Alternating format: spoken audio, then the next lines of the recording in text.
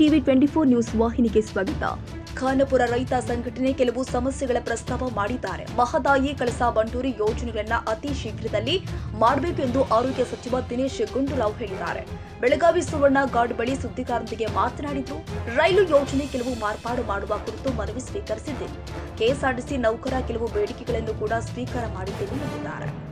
ನಮ್ಮ ಖಾನಾಪುರ ರೈತರ ಸಂಘಟನೆಯವರು ಕಕ್ಕೇರಿಯವರು ಅವರ ತಾಲೂಕಿನ ಕೆಲವು ವಿಷಯಗಳನ್ನ ಪ್ರಸ್ತಾಪ ಮಾಡಿದ್ದಾರೆ ಮತ್ತು ರೈತರ ವಿಚಾರಗಳು ಕೂಡ ಪ್ರಸ್ತಾಪ ಮಾಡಿದ್ದಾರೆ ಮತ್ತು ಮಹದಾಯಿ ಕಳಸಾ ಬಂಡೂರಿ ಆ ಒಂದು ಯೋಜನೆಯನ್ನ ಅತಿ ಶೀಘ್ರದಲ್ಲಿ ಮಾಡಬೇಕು ಮತ್ತು ರೈಲ್ವೆ ಯೋಜನೆ ಏನಿದೆ ಅದನ್ನ ಸ್ವಲ್ಪ ಮಾರ್ಪಾಡುಗಳು ಮಾಡಬೇಕು ಅಂತ ಹೇಳಿದ್ದಾರೆ. ಅದ ಮನವಿನ ತಗೊಂಡೆ.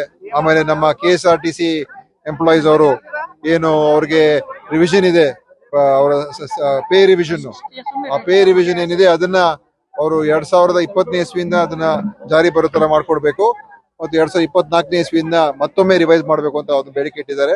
ಅನಂತ್ ಸುಬ್ರಾಯರು ಮತ್ತು ಎಲ್ಲ ಯೂನಿಯನ್ ಅವರು ಅದನ್ನು ಕೂಡ ನಾನು ಸ್ವೀಕಾರ ಮಾಡಿಕೊಂಡು ಮುಖ್ಯಮಂತ್ರಿ ತಿಳಿಸ್ತೀನಿ ಅಂತ ಹೇಳಿದ್ದೀನಿ. ಮತ್ತು ನಮ್ಮ ಸಾರಿಗೆ ಸಚಿವರು ಅವರು, ಯಾಕಂದ್ರೆ ಅವರ ಆಪರೇಷನ್ ಆಗಿರೋದ್ರಿಂದ ಸಾರಿಗೆ ಸಚಿವರು ಬಂದಿಲ್ಲ.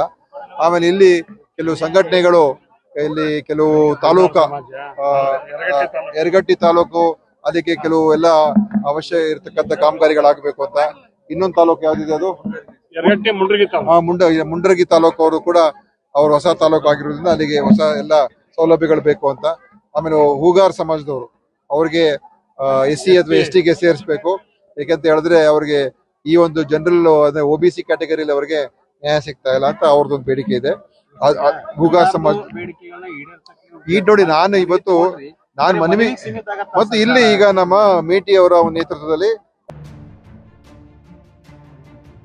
ಕನ್ನಡಿಗರ ಮೆಚ್ಚಿನ ನಿಮ್ಮ ಟಿವಿ 24 ಕನ್ನಡ ನ್ಯೂಸ್ ವಾಹಿನಿ ಇದೀಗ ಟಿವಿಯಲ್ಲಿ ಲಭ್ಯ.